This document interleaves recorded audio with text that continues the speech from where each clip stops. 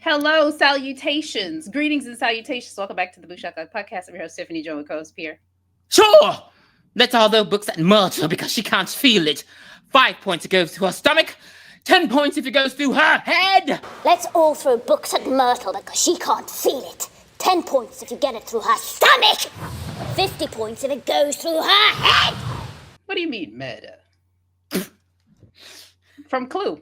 You said a movie that I didn't know, and I said a movie you didn't know. So here we are. We're with a movie that we both know, but I realize why I never revisited this movie. I don't like the way the cover of the DVD looks. I hate the way this looks. And I never visited this movie. Actually, I don't think I've ever seen this movie in full until today. Till watching it for this review. I had seen bits and pieces of it, but I've never seen the entire movie sitting through it. And interesting. I don't think it's one that I would revisit again. This was enough. This was my 13th reason.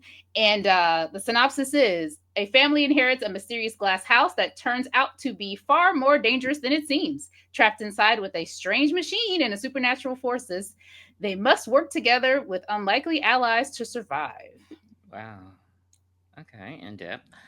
So, I love this movie. So we start the movie off in a junkyard. In the same junkyard from Final Destination Bloodlines that's supposed to keep you safe, but there's just metal and contraptions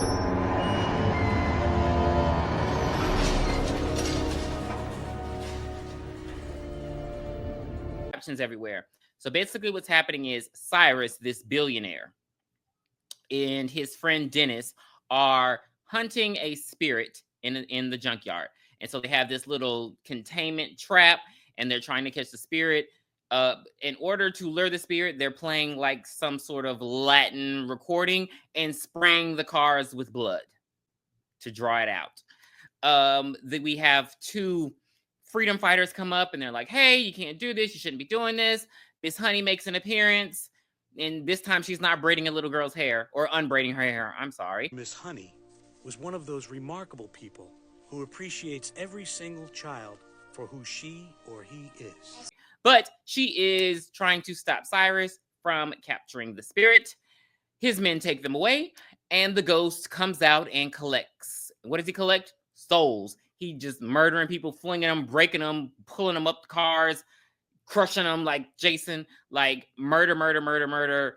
They eventually are able to trick the ghost into going to the containment field, and they've trapped him. But by that time, everybody dead. One of the freedom fighters is dead. Cyrus ends up dead. Boom. Then we get, I hate this. Now I do hate this opening.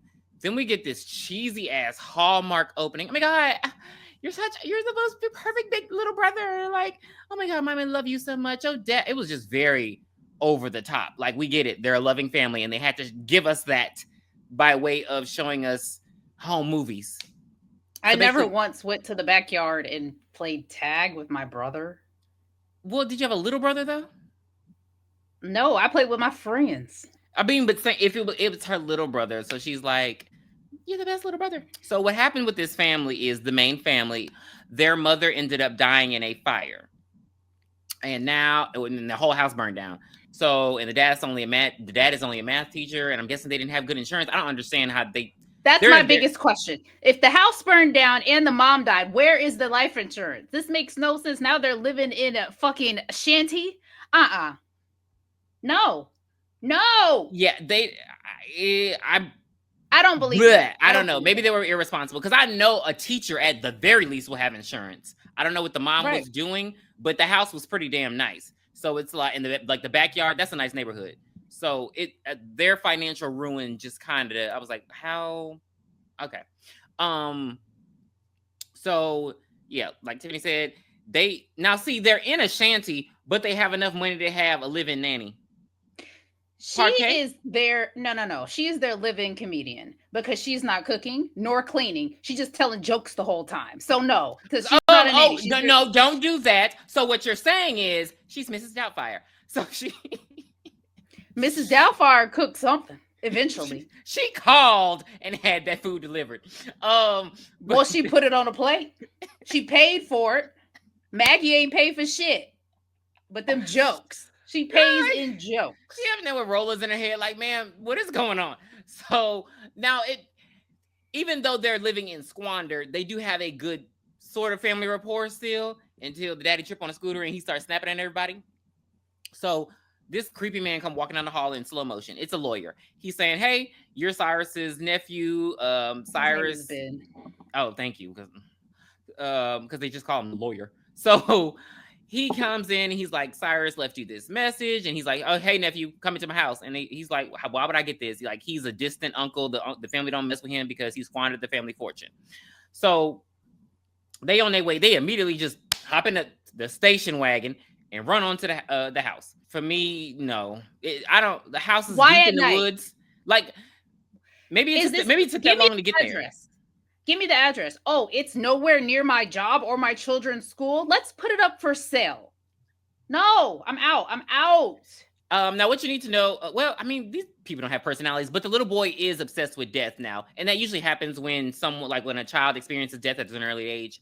And they head on over to this glass house. I know we went over, and I know what you did on some review, how floor to floor windows is supposed to indicate wealth, but not a whole house. Floor. Ceiling to floor, but not a whole house of glass. You can see through you can see the bedroom, the dining room, the kitchen, the library. Like, it's just like, that's too much. You shouldn't, even if we're in the woods. I don't know if you're in there jerking off. So they get they get inside the house. Well, who already at the house? They meet Dennis first. Yeah, who at the house? The power man. He's talking about, hey, y'all done shut off everybody power. We got to come inside. All right, come inside. So they're like, oh, I mean, the house is like really, I don't even want to call it nice. There are a lot of artifacts in the house because who was Cyrus? A colonizer. So he got the house is not livable. I'm sorry. Not livable. It's not a livable house. It's not. Where's the air conditioner? He has Nazi paraphernalia.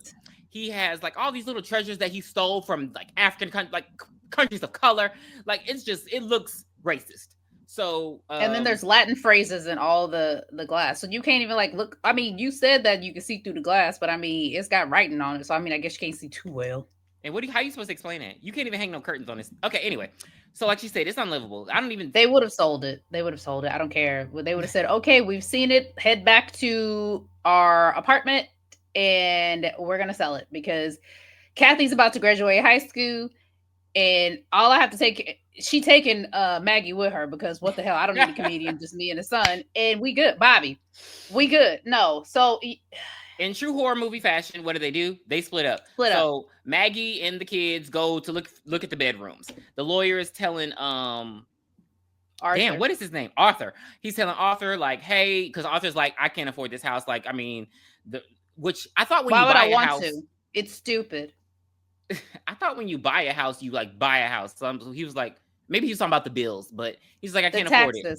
Oh, okay. The taxes on the house. So yes, he would have sold. Okay. The lawyer is like, look, Cyrus was a genius when it comes to finances. You're good. You never have to work again. So he's just like, you just got to sign this paperwork. I don't understand what the point of him signing the paperwork though, when we about to reveal what's about to happen. So Power Man going downstairs, he sees all the ghosts downstairs, and he's like, why the hell are the ghosts in the house? Like, what the hell's going on? And then Maggie so Maggie's supposed to be the babysitter, and what's the first thing that she does? She loses the baby that she's supposed to be sitting. I like, now they do find glasses all over the house, and these glasses help them see the ghosts, and also they make like the writing on the windows and the walls like glisten and everything, so it looks cool to them. I have a big problem with the glasses. Why? Because you thought it was a 3D movie? No, because the glasses do not hinder how you see. They advance what you see. Why the fuck didn't they keep the glasses on the entire time they were there? Because you know how glasses be a little heavy on your head and make you want to lean back. Okay. That's why. So Power Man comes in and he like, oh no. Look, I'm not the power guy. Matthew Lillard got on a full like suit, like he going to the club after this under this jumpsuit, and he's like, no, look, I'm a psychic and I have visions, and I was friends with your uncle, and I used to hunt ghosts with him. Arthur he taking way too long to catch on for me. It was like a little too much. The lawyers, like this guy, he just wants his money, and he's like, he did owe me money. So the lawyer, now as he's talking to Arthur, the lawyer splits. The lawyer is gone. Now he goes look for his money too. Right, exactly. So he got the glasses on. I'm tired of them doing jobs they're not paid in advance. What are we doing? Plot hole. So the lawyer go downstairs. He making fun of all the ghosts. He don't give a damn. He being, a pervert, all this kind of stuff with the naked ghost. So he grabs his money from downstairs, and when he takes the suitcase off of, I don't know what you call those things on a piano. It's not a key, but it's a thing at the bottom, and it like clicks. And all of a sudden, a machine start whirling, and then one of the glass doors opens that's containing the ghost. So the ghost he made fun of was the angry princess. So she come out naked and with a knife, and he like, oh shit, and he's backing up. And also, the way it works, when the machine is on, the doors open and they close in different places. So he backs up, and the door closes on him, and it splits him in half. Which is why we got the joke, where'd the lawyer? Did the lawyer split? And like, both the sides of his so one goes free. Now everything starts moving, and the entrance of the house gets locked. So like they're locked in now, and now they're like, okay, we got to find the kids. So kid number one, what is she doing? She is having the time of her life. As she ain't never seen no bathroom before. She ain't never ran no water before. The angry princess up in there with her, like what? Like she was just very happy. I like. I've never seen girls run water and then pour it on their face. Like, what are you doing? Like, she was happy the last time she was in a tub too in Jack Frost.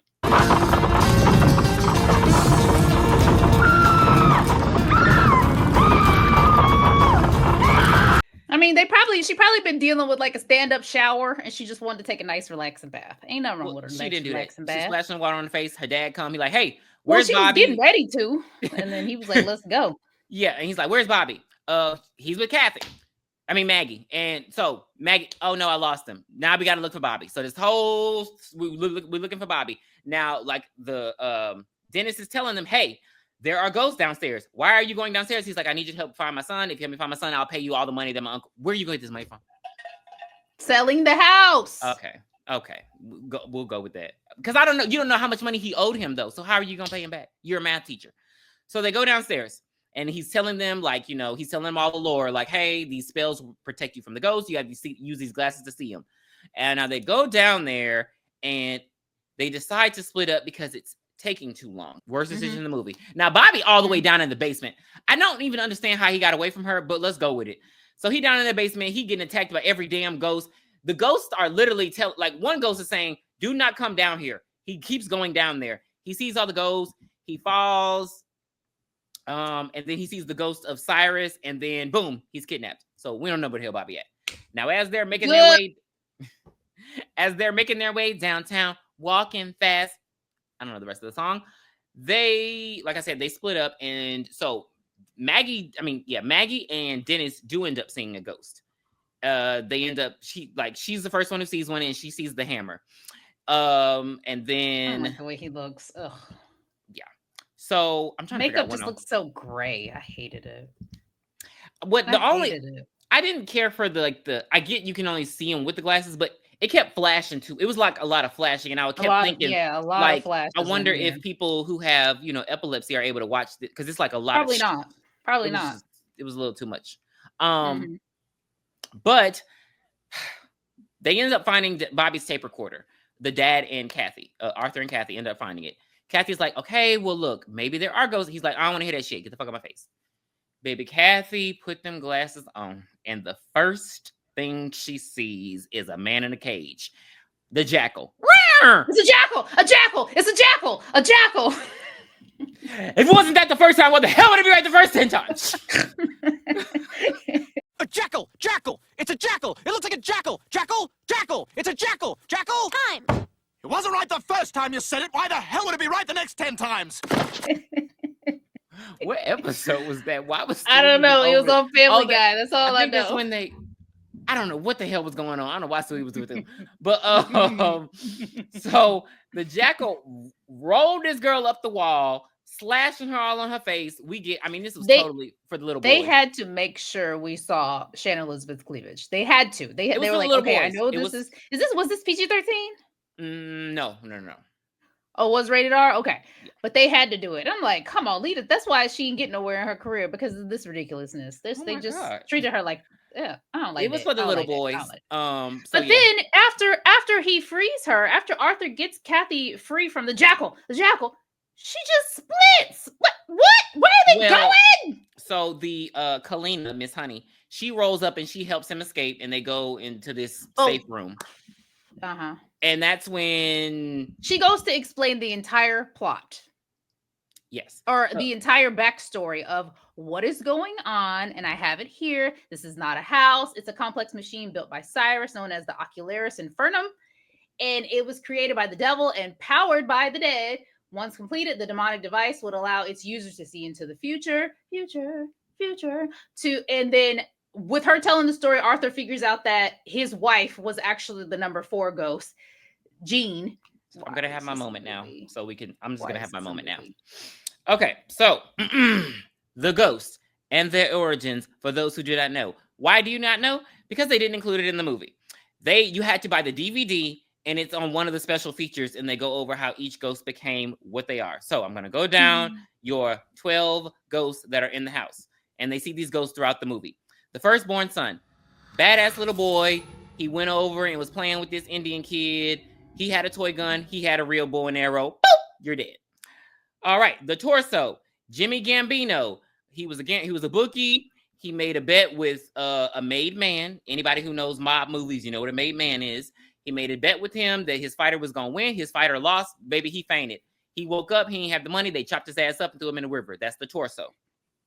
The bound woman, popular girl, slept with a lot of guys, cheated on a lot of guys. She ended up dating the quarterback. She was cheating on him the night of prom. So he killed the guy, and then he broke her neck. His last words before they executed him were, "The bitch broke my heart, so I broke her neck." And he buried her on the football field.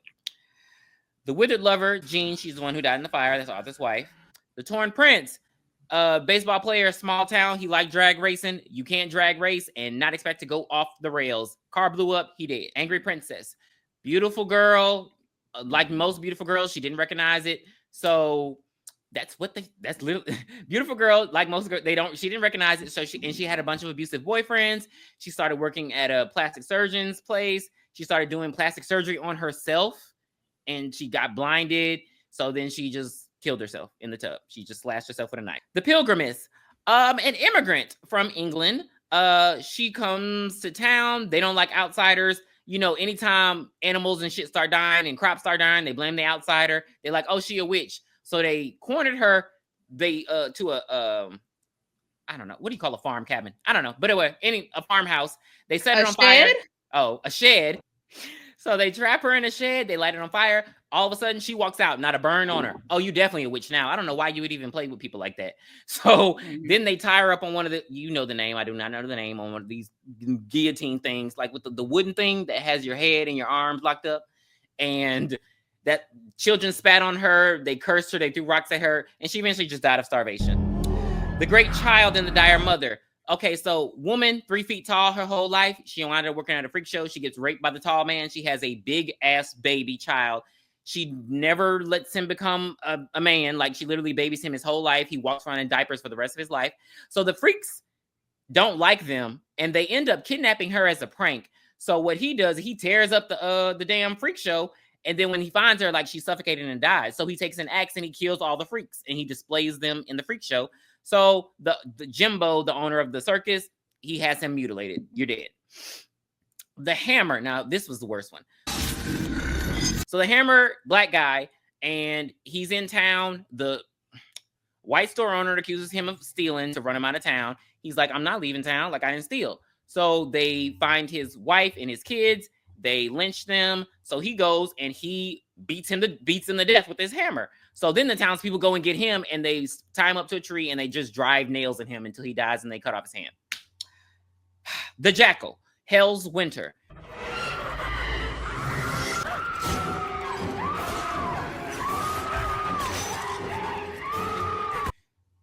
He, son of a prostitute, he grew up to attack and kill prostitutes. He does check himself into a mental institution, so I guess he had some semblance of a conscience, but they just lock him up in solitary, and so he goes completely insane. He rips his nails off. That's how much he was scratching at the walls and stuff.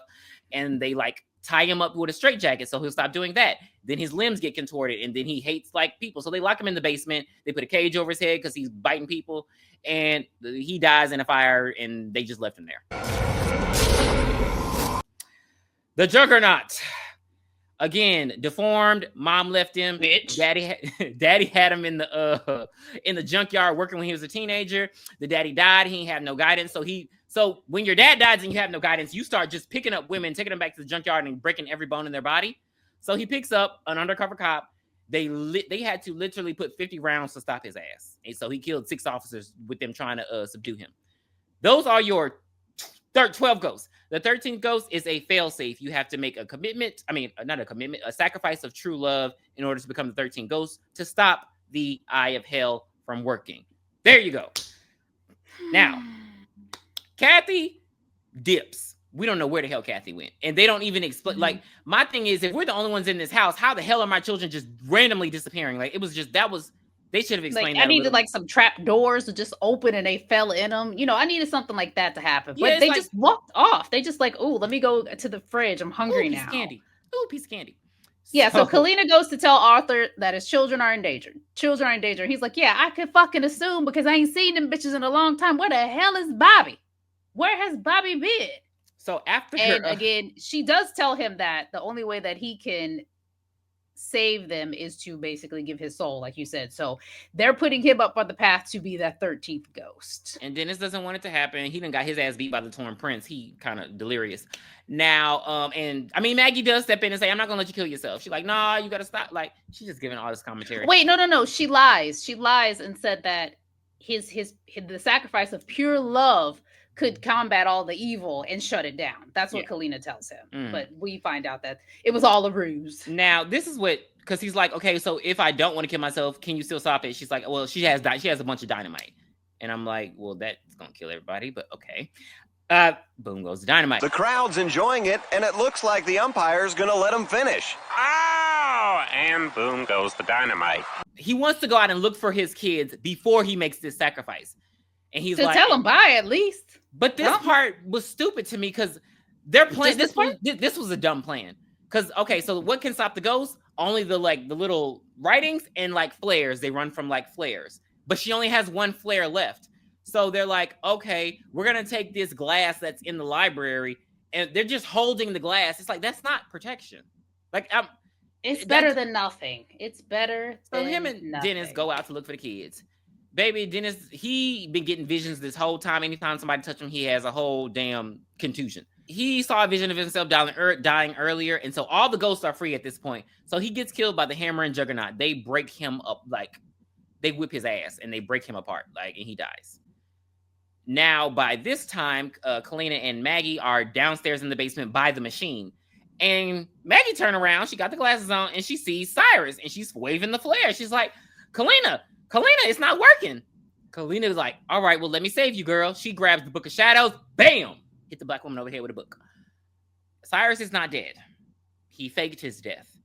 And he immediately just starts abusing Kalina. Like, he starts pushing her down, slapping her up. Like, what the hell? You didn't do what I told you to do? She's like, I did everything. And he's like, well, look, you got to get my nephew. You got to put the children in danger so my nephew will sacrifice himself. She's like, but they're kids. Now, this is where I just thought all logic leaves it. Because then he kills Kalina. And I'm like, well, for what? Like, he's like, you got to make sacrifices to be great. I guess because he got him in the house. Because she got him in the house. That's it. It's the only reason why he killed her. She did what he needed her to do, and that was enough. Okay, so it's time for the machine to start working. So they put the recordings on the machine, and the ghosts are now teleported to the center of the house in front of the machine. So it's time for it to start opening or whatever. So Arthur sees his kids. They're like in the middle, and they're like being surrounded by these swirling yo-yos and metal yo-yos. Catch it up. Yeah. And he sees Cyrus, and he goes and tries to fight him. Arthur can't fight worth a damn. Now, he did get cut up by the jackal. The jackal did scratch his back up, so maybe that's why. But Cyrus started whipping his ass. He's like, you're weak. You're pitiful. He's like, you didn't even know me, sir. How do you know all this? So, what had happened was Maggie finally wakes up and she starts. She starts freestyling with the. She starts pushing buttons like I play on fighting games. Just pushing buttons. And it starts to break the machine. She start DJing. Yeah, that's what I was like. I don't know why she DJing. So it breaks the machine, or at least halts it. And the ghosts are like, wait a minute, I don't hear nothing playing. I don't hear no Arabic, Latin playing. So they go and they pick Cyrus up and they throw him into the machine, and he gets all cut up, sliced up. He's dead. So then, before that don't they kill Dennis before they kill Cyrus? I said Dennis died. I told you, yeah, the Juggernaut. The Juggernaut broke him in half. Yeah. And Dennis, but he sees Dennis's ghost and he's like, you can still stop this. You can still do this. So Arthur goes and he runs up and he jumps and the machine stops like for a split second. And then he jumps in the center and his kids are there. So he's like, I got y'all. It's okay. So again, the machine starts breaking. Glass starts busting. The whole house literally explodes.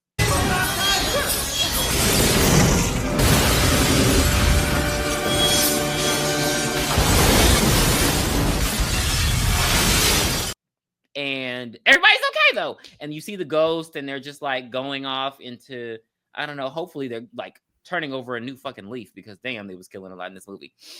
And they see their mom and Jean, and she's just like, I love y'all. And she fades away and goes to heaven. My God. The only damn nice ghost. And like, okay. So, and then Maggie's like, all right, I quit. And that's really the end of the movie. It's a movie. They ain't getting no money.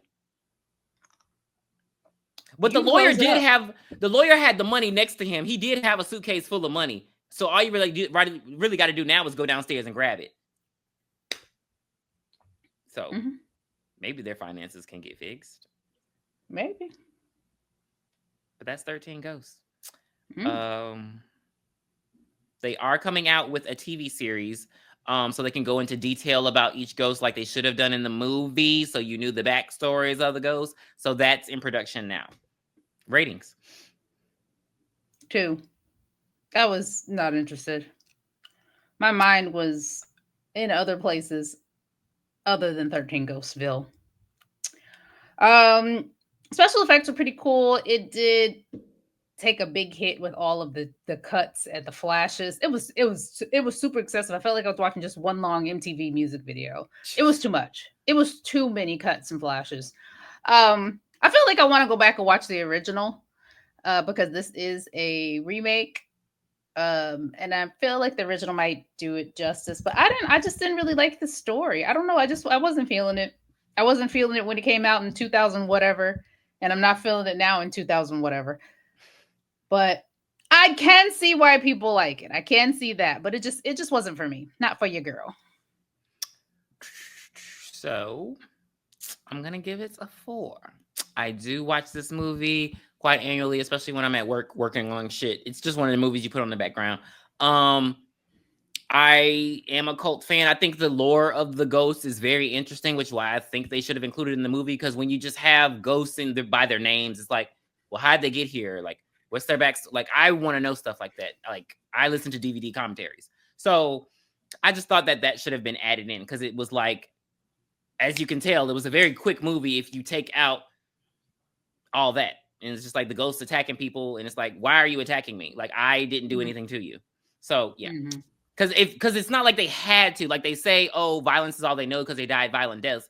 But their mom was the nicest ghost. Like, she wasn't killing people. So it's like, she could have just, so they could have given a little bit more detail, but I think it was just a summer flick. This came around the time when we got 200 movies a year. I mean, they had to put something. 185 of them came on the Sci-Fi Channel, and I watched all of them. Okay. But yeah, that'll do it for 13 Ghosts. Next review is going to be Carrie. So get your dirty pillows and come visit us. Another movie that's getting a TV show. Okay. Yeah. Hollywood, get some new shit because this ain't it, baby. Bye. Bye. Where did you hide it, Dan? Please be sure to send us your requests at booshakalakapodcast@gmail.com. You can find us on Twitter X, BOOshakalakapod. You can also find us on Spotify, Apple Podcasts, and Instagram at BOOshakalakapodcast.